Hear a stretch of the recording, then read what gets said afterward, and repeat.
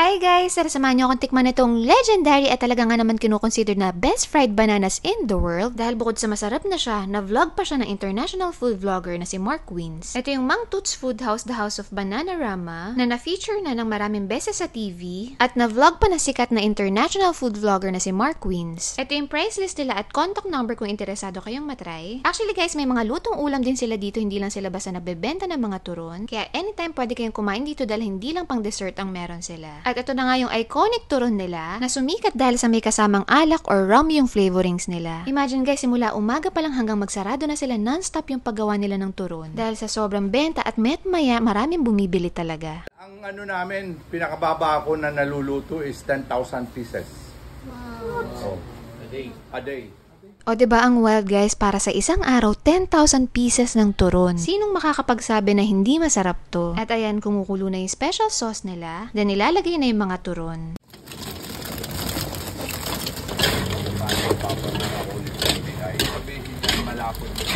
Ayaw na yung tanwa.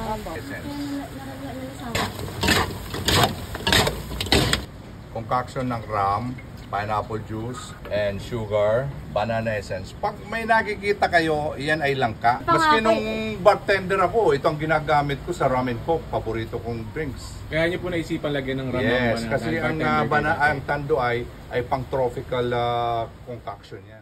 At sabi nga ni Mang Toots, may technique daw silang ginagawa na para malutong pa rin kahit the next day mo pa kainin. Kung gusto mo medyo tumagal-tagal hanggang kinabukasan, ang ginagawa ko naman, pinapa-caramelize ko. Kasi natutunan ko to sa lola ko nung gumagawa kami ng pili nuts, yung coated pili nuts. Ganito ang proseso rin namin. Dito naman tayong nakaranya naman. Itong tandoy naman na to, mayroon itong banana flavor at saka banana essence. Yung banana flavor, pampalapot yan eh. Yan. Nakikita nyo yan, parang sinulid na. At ayan, may bagong batch na dumating. Kaya ano pang inantay natin guys, huwag na natin patagalan, itry na natin! Ito yung famous banana ramen ni Mang Toots. Yung nilalagay nila on top, cinnamon powder, milk sugar. Try na natin. Medyo mainit pa bagong luto. Sobrang famous na ito. Pinaka-maximum nilang naluluto sa isang araw. 10,000 pieces.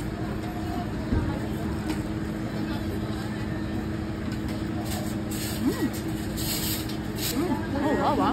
Kakaibang turon. Kasi malalasahan mo yung sesame seeds niya. Tapos may cinnamon ka pa. Halo-halo na actually. Dami niyang lasa. Parang dito ko lang siya natikman. Yung lasang ganun. Hindi siya yung typical na turon na natitikman mo sa kalye. Kaya pala sobrang sikat nito. Daming halo nito eh, di ba? May mga pineapple, may yung rum, tapos may cinnamon.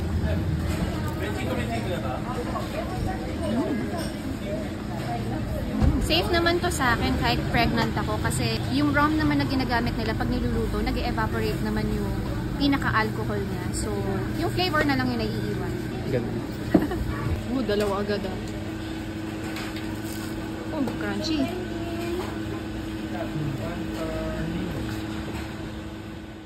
So yun lang guys, share ko lang sana natakam kayo sa video natin for today at kung nagustuhan nyo, paki-like na lang and don't forget to share this to your friends. Thank you for watching. Bye! Mwah!